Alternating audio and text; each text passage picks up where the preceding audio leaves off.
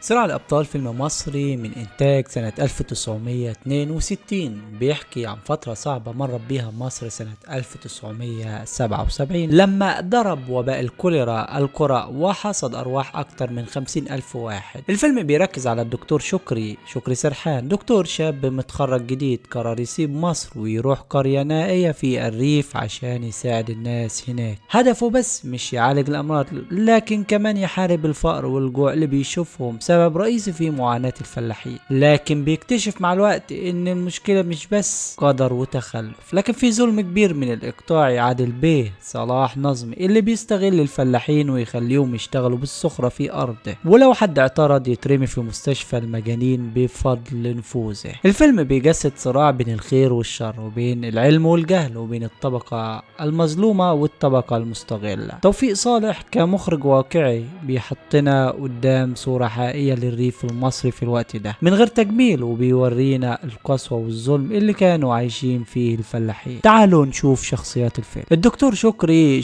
سرحان دكتور شاب متخرج جديد من القاهرة، قرر يسيب المدينة ويروح قرية ريفية عشان يساعد الفلاحين المرضى، وهو البطل الرئيسي. بيبدأ يعالج سويلم وغيره وبيحارب ظلم عادل بيه والإنجليز، بيحاول يقاوم الفقر والجهل، وفي النهاية بيمشي من البلد بعد ما يسيب أثر كبير في الناس. عفاف سميرة أحمد مدرسة في القرية، بنت طيبة وحساسة وقريبة سويلم. هي حبيبة شكري، بتقع في حبه لكن بتزعل لما تسمع إشاعات إنه هيتجوز واحدة من مصر. بتكتشف خداع عادل بيه وبتقف جنب شكري في النهاية وترجع تشتغل في المدرسة. عادل بيه صلاح نظمي اقطاعي غني بيملك أرض كبيرة في القرية، متجوز وأمه بتدير حياته. الشرير الرئيسي بيستغل الفلاحين وبيخليهم يشتغلوا الصخرة، وبيحاول يكسر شكري عشان شايفه تهديد. بيرمي سويلم في مستشفى المجانين، وفي النهاية بيخسر أمه ومراته وبيبقى لوحده. أم هلال نجمة إبراهيم داية القرية بتعالج الناس بالطرق التقليدية أو الشعوذة. في الأول بتحارب شكري عشان خايفة على رزقها، بتعمل عمل عشان تمنعه، وبعدين بتبلغ أهل القرية إنه بينبش القبور. لما ابنها بيمرض بتترجى شكري ينقذه ويعتذر له، وتقرر ترجع تشتغل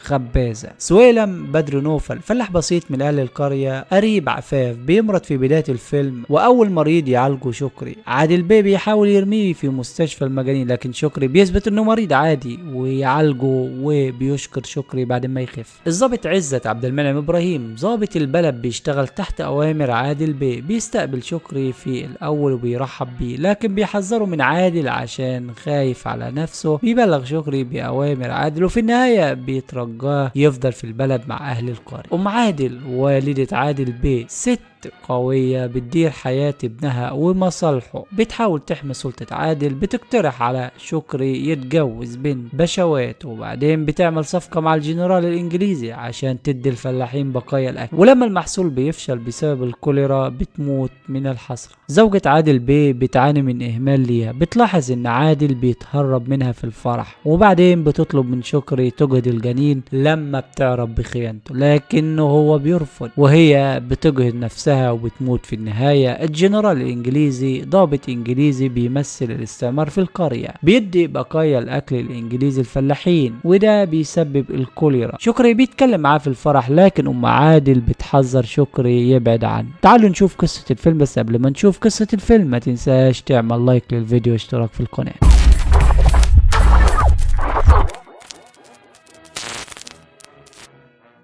وفي يوم من الايام الدكتور شكري وصل محطة القطر في بلد ريف صغيرة. الضابط عزت كان مستنيه هناك وبيرحب بيه بكل حرارة وقال له اهلا يا دكتور شكري، ازاي حد يسيب مصر وبيجي يفتح عيادة هنا في الريف؟ شكري رد عليه بكل ثقة، يا ضابط الدكتور ملوش مكان الا في المكان اللي فيه المرض، والامراض موجودة في الارياف اكتر، وفي مصر الدكاترة مفيش اكتر منهم. لما شكري وصل البلد فجأة لقى اهل البلد بيجروا ورا واحد اسمه سويلم شايلينه وهو مريض ومش عارفين في ايه. بيصرخوا يا دكتور الحق سويلم تعبان ومش عارفين مرضه ايه. شكري جري يشوفه ويحاول يساعده على طول. بعدها الباشا اتصل بالضابط عزت وقال له: يا عزت، سويلم المريض ده لازم يترمي في مستشفى المجانين عشان الناس تشوف شغلها وتبطل تخاف. بس شكري قال: لا، الراجل ده مريض مش مجنون وانا هعالجه. عزت اعترض على كلامه لان خايف من عادل باشا ينقله. ونشوف عفاف صاحبة البيت وقريبة سويلم جت تطمن عليه وقالت: ازيك يا سويلم، انت كويس؟ بعد كده مفتش الصحة جاله خبر حلو، راح للدكتور شكري وقال له: يا دكتور،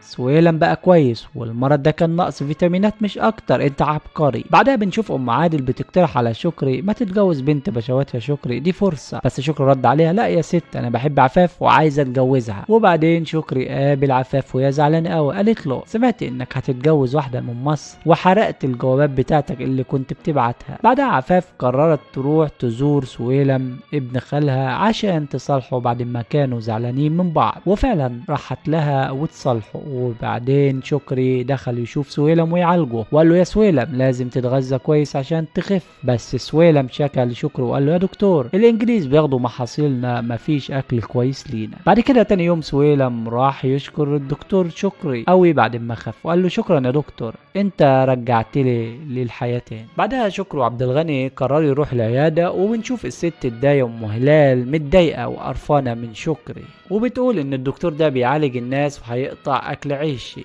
فقامت عملت له عمل، بس شكري ما يقتنعش بكلامها ومشي من فوق العمل وقال: الكلام ده كلام فاضي، انا ما يهمنيش حاجة. وبعدين الضابط عزت نصح شكري وقال له: يا دكتور، خليك في شغلك وابعد عن عادل عشان المشاكل. وبمناسبة الكلام، عادل عزمك على الفرح بتاعه. بعدها عفاف دخلت في نوبة حزن وتعب، راحت لشكري وقالت له: اديني منوم يا دكتور، مش جاي لي نوم وانا زعلانه عشان عادل حبيبي هيتجوز. وبعدين شكري راح فرح عادل، لقى الجنرال الانجليزي وبيتكلم معاه شويه، بس ام عادل شافته ووقفت في وشه وقالت له: ابعد عن الجنرال. والظابط عزت بلغ شكري: خد بالك يا دكتور، ابعد عن الجنرال احسن لك. وبعد كده وبنشوف في فرح عادل ان اصحاب عادل بقوا يتريقوا على الدكتور شكري وبيتنمروا عليه ويقولوا له: يا فلاح، انت ايه جابك هنا؟ بس شكري رد عليهم رد قاسي وادالهم درس قاسي، قال: ايوه انا فلاح وانتوا كمان اصلكم فلاحين، ومين مش اصله فلاح في مصر. بعدها ام عادل عملت صفقه مع الجنرال الانجليزي، قالت له: جيب بقايا اكل الانجليز وهناكله للفلاحين ونخصمه كمان من يومياتهم. وبعدين شكري دخل على عفاف لقاها مغمى عليها، اداها الدواء. وبعدين مرات عادل لاحظت ان عادل بيتهرب منها طول الفرح. وبعدين شكري اتكلم مع عفاف بعد ما عالجها نفسيا من اللي هي فيه، وكمان اداها العلاج ومنعها تاخد الحبوب المنومة تاني وقال لها: اشتغلي احسن. وبعدين عادل دخل فجأة على عفاف، بس شكري طرده وقال له: اطلع بره. بعد كده عادل قرر يسافر لمصر على فجأة، والجنود الانجليز بقوا يقعوا من طولهم ومحدش عارف ايه السبب. بعدها عفاف رجعت المدرسة عشان تشتغل، وعرفت ان زميلتها مريضة وان الداية ام هلال مش عارفة تعالجها، فدخل شكري يعالجها. وبعدين العمال بيشتغلوا بس لقوا نفسهم مش بياخدوا اجرتهم اليومية كاملة وبياخدوا مكانها بقايا اكل الانجليز. وبعدين بيتكلموا مع سويلم ان سمعة عفاف وحشة، بس هو مسكتش وراح لها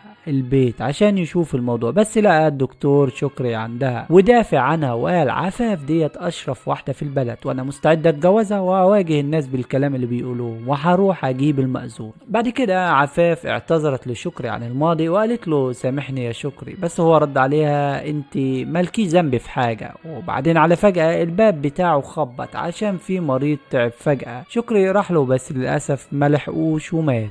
بعدها راح لواحدة تانية مريضة، بس لقى الداية ام هلال هناك وبتحارب الدكتور في شغله. وبعدين يتدخل البوليس عشان الامراض اللي انتشرت في البلد ويتناقش مع مفتش الصحة، بس مفتش الصحة اعترض وقال: مفيش امراض ولا حاجة. وعلى فجأة كل يوم واحد بيموت ورا التاني وشكري مش عارف يعمل حاجة. بعدها شكري بلغ اهل القرية محدش ياكل بقايا اكل الانجليز، ويبلغ اسماعيل الباشا على اللي حصل، بس عادل قرر ينتقم ويشيل من الدكتور شكري. بعد كده بنشوف عفاف بتقول ان المرض وصل للطلاب وحتى الفلاحين بيقعوا من طولهم، كل ده ومحدش عارف الوباء ده ايه، بس شكري بيشك في حاجة. بعدها عادل باشا راح لعفاف بعد ما مراته عرفت انه كان بيحبها وامها زوجته واحدة تانية وهددها، وبعدين عفاف بلغت شكري كل الناس بقوا اعدائك، لازم تسيب البلد دي. بس شكري مصر وقال انا لازم اعالجهم عشان انا واحد منهم. وبعدين بنشوف مرات عادل بتطلب من امها ان ابنها يطلقها، بس امها رفضت عشان حامل. بعد كده شكري يجيله اتصال ان العينات اللي خدها ما فيهاش وباء بعد ما حللها زميله، والخبر وصل لاهل القريه كلها، بس شكري ما اقتنعش وقرر يسافر مصر عشان يباشر التحليلات بنفسه. بعدها عفاف قررت تروح لعادل عشان تبلغه انه يبعد عن شكري، وشافت مرات عادل معاه. وبعدين شافت شكري بيباشر العينات بنفسه وما لقاش حاجة برضه. بعدها مرات عادل راحت العيادة وطلبت من الدكتور شكري انها حامل وعايزة تجهض الجنين، بس هو رفض وبلغته ان عادل على علاقة بواحدة وشك في حاجة. وواجه عفاف بس هي انكرت وقالت له انا خايفة عليك منه. وبعدين شكري قرر يسافر مصر. بعد كده شكري طلع على المقابر عشان يجيب عينات ويحللها، وام هلال الداية شافته وبلغت العمدة واهل القرية انه بينبش في القبور. بعدها دخلت عند عطوة ولقت الدكتور عنده وقدر يعالج ابنه اللي لسه مولود، فاتضايقت اكتر منه. وبعدين اهل القرية اتلموا عليه بس البوليس اتدخل ونجاه منهم. وبعدين جاله اتصال للضابط عزت من الوزارة، قالوا له البلد مليانة بمرض الكوليرا، دكتور شكري بيتكلف بمعالجة المرضى. بعدها مفتش الصحة اعتذر لشكري عشان معرفش يشخص المرض وقال انا كبرت في السن. بعدين شكري نزل يشوف شغله، بس ام هلال اتضايقت منه ومش سايباه في حاله خالص. بعد كده ام عادل زعلت قوي عشان المحصول بتاعه مش هيتحصد والفلاحين مش قادرين يشتغلوا بسبب الوباء، وبلغتها مرات ابنها انها اجهضت نفسها. وبعدين على فجأة الداية ام هلال بقت تستغيث وتستنجد بالدكتور بعد ما كانت بتكرهه، وبقت تقول له انقذ ابني من المرض. واعتذرت له وقالت له هرجع اشتغل خباسة زي الاول ومش هتدخل في الطب تاني. وبعدين شكري اشتغل واتكشف على الفلاحين، ومرات عادل اشتغلت معاه في الحجر والتطعيم. وبعدين على فجأة جيهان ام عادل بلغت الفلاحين انهم هيموتوا من الابر، وعرضت عليهم اضعاف الاجرة عشان يشتغلوا في المحصول بتاعها، بس هم قرروا يسيبوا البلد خالص ويمشوا، لكن البوليس لحقهم ورجعهم البلد تاني. بعد كده بنشوف ام عادل بتموت من الحسرة، ومرات عادل كمان بتقع من طولها. وبعدين شكري عرف انها نزلت الحمل ودخلها على سرير الرعاية وقالت له عايزة اشوف مراتك، بس ماتت قبل ما تعرف ان عفاف كانت واقفة معاها. وبعدين العمدة واهل القرية كلهم اتكلموا ان سبب المرض هو الشغل اللي شغالين فيه، بس شكري قال لا الفقر هو السبب. وبعدين شكري وقع من طوله عشان تعبان، وعفاف وقفت جنبه بس هو قرر يسيب البلد. وبعدين عادل دخل بعد ما خسر كل حاجة وامه ومراته واعتذر لعفاف. وبعدين اهل البلد كلها بقوا يتحايلوا على الدكتور عشان ما يمشيش، حتى ام هلال الداية اللي كانت بتحاربه على طول، والضابط عزت كمان بقى يترجى. بس شكري ركب القطر واهل القرية كلها ودعوه ويخلص الفيلم على كده.